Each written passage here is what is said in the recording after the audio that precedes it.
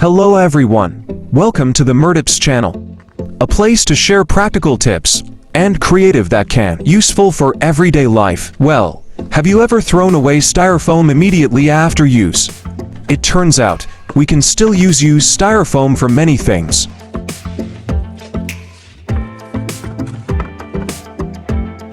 Have you ever thought about it? Used styrofoam can actually be processed into something more useful. Curious? Watch this video until the end.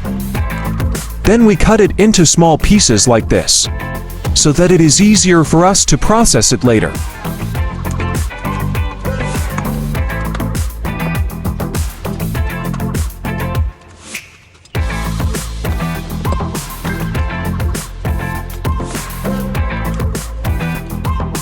Next, place in a blender and blend until you have soft granules. The result can be poured directly into plastic cups or other containers as needed. Easy, right? Instead of becoming garbage, we can process styrofoam into something more useful.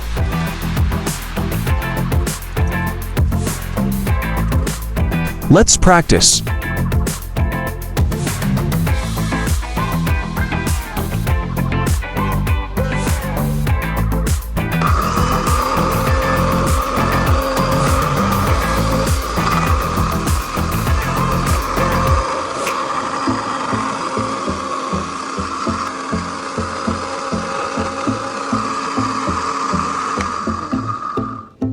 The result can be poured directly into plastic cups or other containers as needed. In front of me were some additional materials already prepared: fine sand, cement, and also wood glue.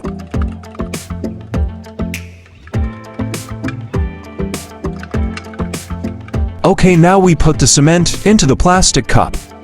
Cement is the main ingredient that serves as a binder. Once mixed with water, cement will harden and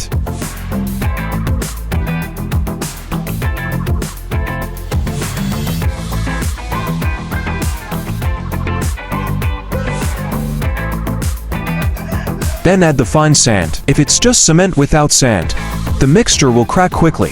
Fine sand serves as a filler and reinforcement. Because the grains are small, the mixture becomes denser, neater, and has a smooth texture. It is suitable for thin plastering or finishing. Then add wood glue. Wood glue is usually used to bond wood-based materials, though when mixed with cement, it can serve as an additional bonding agent. So, the cement mixture becomes stickier and has a higher adhesion, suitable for sticking on surfaces that are difficult to stick.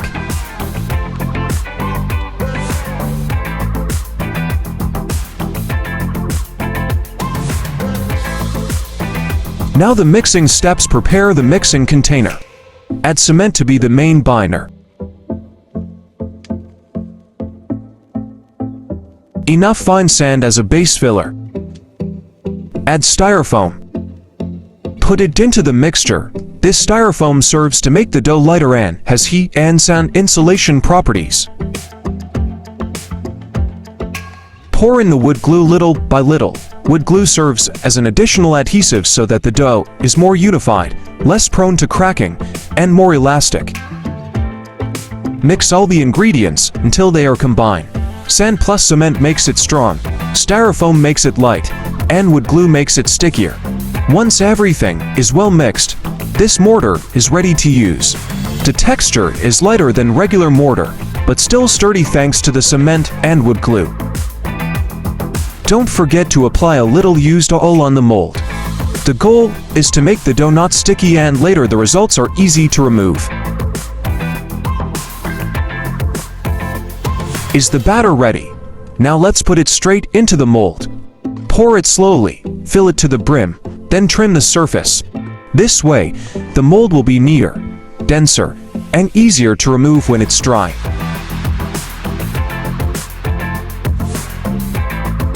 We wait for this dough to dry.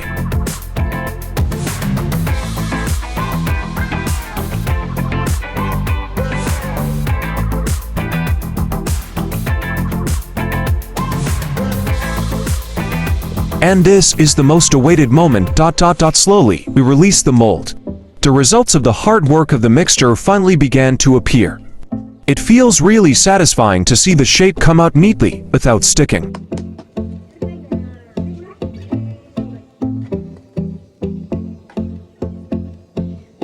Let's try the second version of the dough recipe. The difference is, this time without styrofoam. The mixture is just cement, sand, wood glue and water. What's the difference with the first mixture? Let's prove it together.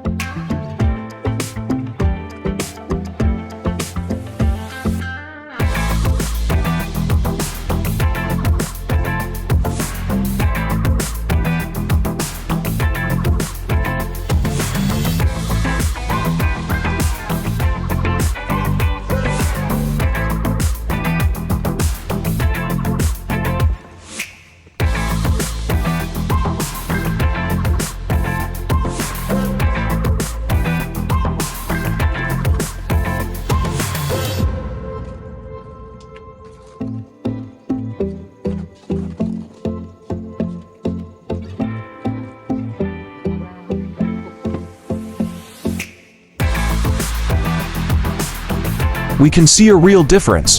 The texture is smoother, but it also feels heavier and more solid than the first mix.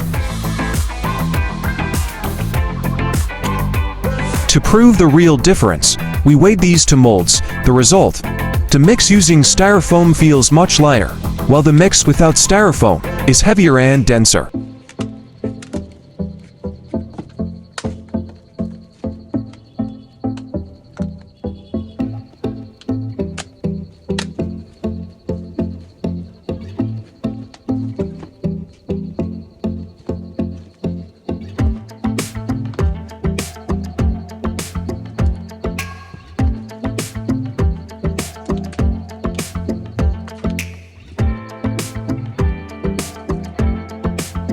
It uses styrofoam.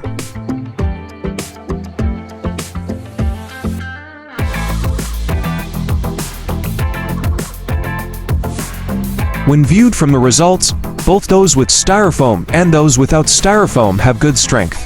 So even though they differ in terms of weight, both are still solid and not easily brittle. This means that each has its own advantages as needed.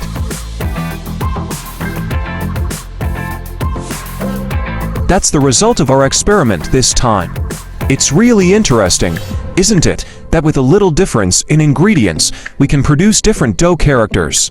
Hopefully this experiment can be an inspiration for all of you. Don't forget to leave a comment, like, and subscribe.